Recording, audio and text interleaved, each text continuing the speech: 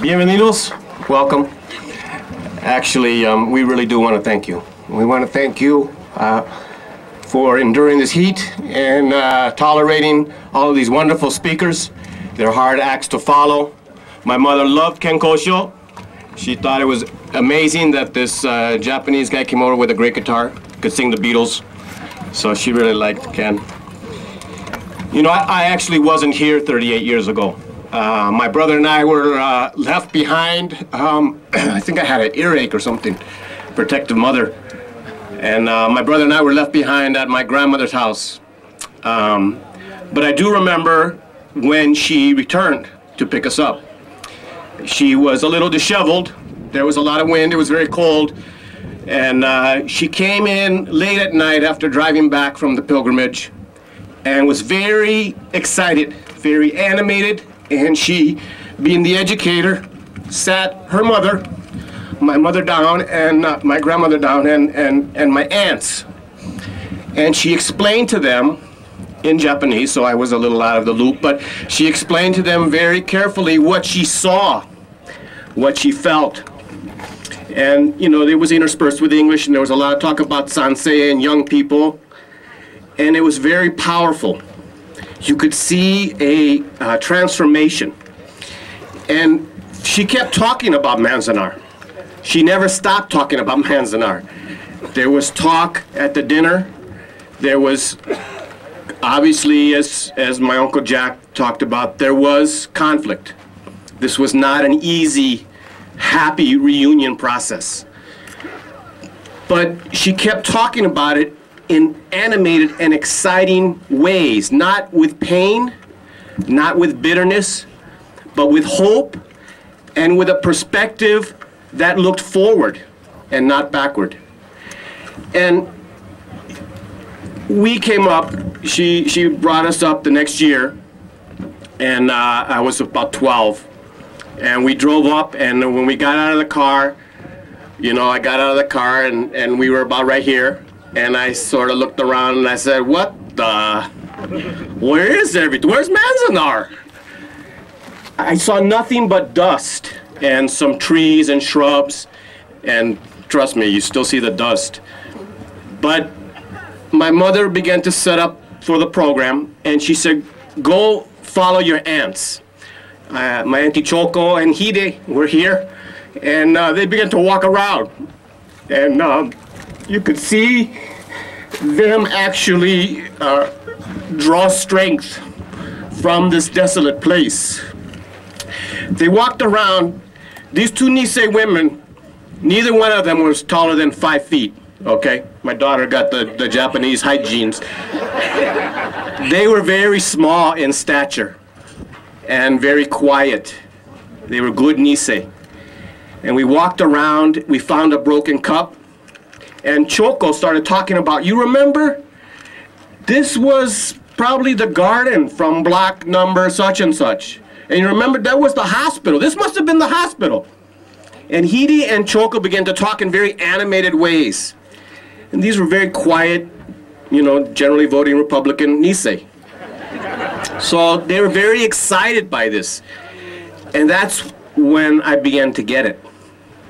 And later in the program, they pulled the VW buses. None of them were painted with yellow submarines or anything, but they were still VW buses.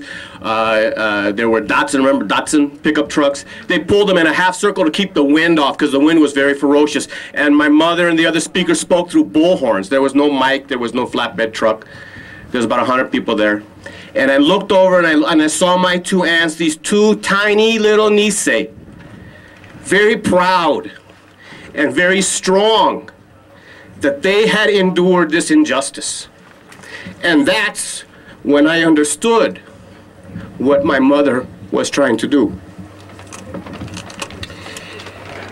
My mother actually did believe, and what drove her was this belief, that all that came, all the people who came here, and those who listened and would learn of the courage of the draft resistors, learn of the heroics of the veterans from the 442nd and from the MIS, that they too would gain strength and that they would become soldiers in a battle for democracy.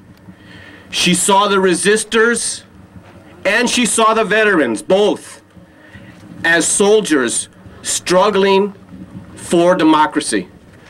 Elisa quoted her, talked about how my mother did believe that democracy was a very fragile concept, and that the camp experience taught her that in order to achieve your rights, that you had to participate, that you had to struggle, even if it seemed quixotic. The Interpretive Center and all of the work around the site is a tremendous step forward.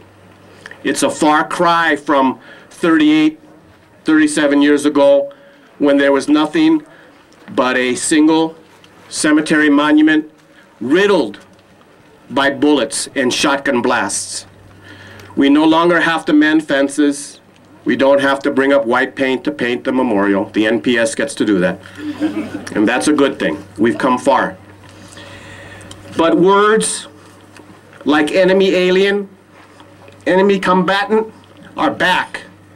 Military tribunals and people being detained without due process, detained for years without charges, is back.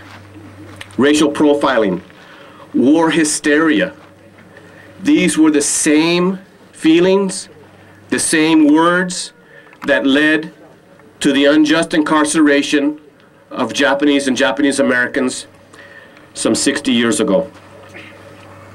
It was no accident that in Chicago, in the week following 9/11, a lone Nisei veteran made front page news because he went to a number of the area's mosques and he stood before the press and tried to explain to them what he had gone through. He explained how he and his family and his community were blamed for an event similar to what happened in New York City. That made front page news. One man, one Nisei, made news because he chose to take a stand.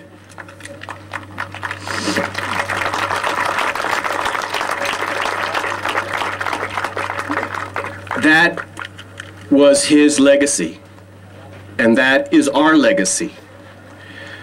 When we hear words like enemy, alien, or when we hear of someone being arrested without charges, we should pause. In fact, we should shudder and remember that not so long ago, our parents, our friends, and our community were rounded up without charges, without due process, and incarcerated in camps where the guns were pointing inside. Our legacy is to ensure that no other people, no other community will have pilgrimages to their camps. Thank you very much.